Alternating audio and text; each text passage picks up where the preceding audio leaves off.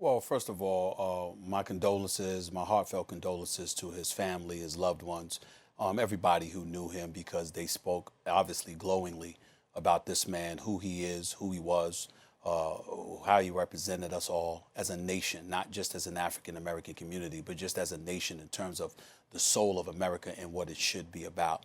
On a personal level, it always hits me for two reasons. Number one, anytime I hear about somebody passing away from cancer, Molly, you know where that takes me. That takes me to thinking about my Mm-hmm. mom, who passed away 3 years Of ago from cancer. So obviously it hurts a great deal in that regard. But then when you think about who this man was and what he represented, and you harken back to March 7th, 1965, when folks were crossing the Edmund Pettus Bridge and they were tear gassed and beaten with batons by law enforcement officials and others just because they had crossed county lines and they were peacefully marching and engaging in nonviolent protests.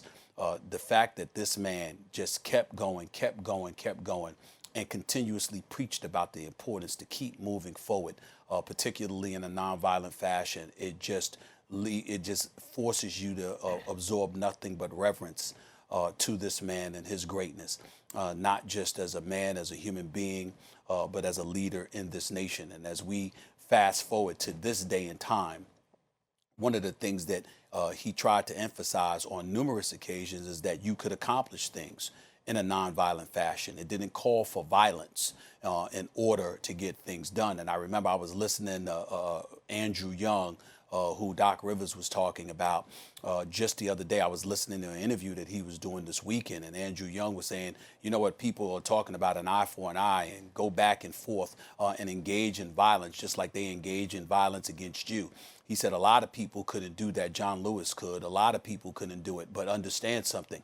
Back in the day, you would have had to. And some would argue even today, to some degree, you have to because you're so severely outnumbered and out-weaponized to some degree. And so you got to take all of those things into consideration when you see what John Lewis and those like him put forth in terms of their effort and their heart and soul to make this country and this world a better place for us all. So my heart goes out to him and his family. It's really sad that he's gone, but in the same breath, I am happy that he is at peace now. When you're such a wonderful, wonderful human being with such a beautiful soul, there is no question that you are in a better place than this. And I think that when we lose loved ones, that's the thing that we have to hold on to. I know it's certainly something that I hold on to when you think about people and how they suffer and what they go through when this illness called cancer just ravages you. The fact that your day is ended is an incredibly, incredibly sad day for us because people so wonderful are gone from us. But when you're as wonderful as somebody like him, you are clearly in a better place and you are at peace. And for that, I'm thankful for it. Yeah, Molly, the quote that you read was a powerful one. And I think just before that quote, he says that our work is not done, I believe, till we complete the revolution of 1776, which is not a date from slavery. It's a date of the American Revolution. So I think that's important in this context. I read an article over the weekend from Adam Serwer at the Atlantic. And he wrote about John Lewis, and he wrote about C.T. Vivian, another civil rights leader who died last week. And he talked about how they are more than just civil rights leaders, that they are American founders. And John Lewis himself invoked 1776 because what they were doing is not fighting for black people or fighting to defend black people as much as they're fighting to teach white people what America really should be. So I think that's part of his legacy to me. And another thing, a quote from his memoir that popped out in my mind was, "We must accept one central truth as participants in democracy. Freedom is not a state, it is an act. It is not some enchanted garden perched high on a distant plateau where we can finally sit down and rest."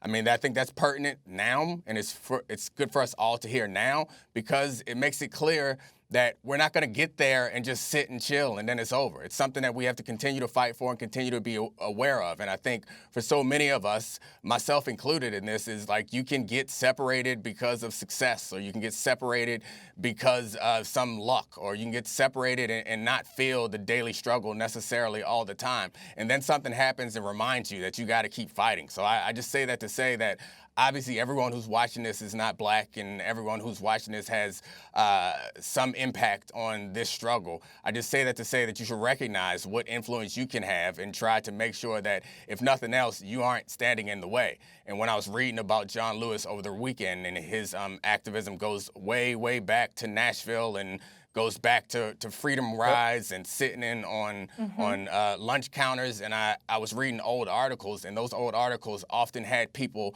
standing up and saying, so there's this one side that was burning cigarettes on their necks and pouring drinks on them and throwing stuff at them and attacking them, and obviously hitting John Lewis in the head on the Edmund Pettus Bridge. There's one side that's violently opposed to it. And then there were also so many people quoted in these articles saying, I understand where they're coming from, but this is not the way to do it. This is not the right time. This is not the place. And that's to your point, Molly, about them saying be patient. I hear those voices today, and people saying this is not the time to protest. We can't kneel at this moment. You can't speak right now. Like, I understand your cause, but this is not the right way to do it. You are those same people. The way that you look back and show past judgment on people who would stand idly by and say this is not the right time, and say, psh, obviously that was the right time. 20, 30, 50 years from now, when we look back, people are going to be pointing to you, ones who say that this is not the right time to protest, or you're doing it wrong. You should do it this way. You are those same people that we will see in the history books. So I hope and I implore all people to understand that today we're recognizing the loss of John Lewis, but you're also recognizing yourself, what you can do to help us push this forward and continue not necessarily 1619, but 1776. Continue trying to make America what it said it wanted to be from the start. So John Lewis is as much a founding father as anybody that you could put out there. John Lewis and C.T. Vivian and all the people who are not only trying to lead black people, but trying to teach everybody what it means to be decent and what it means to be a democracy.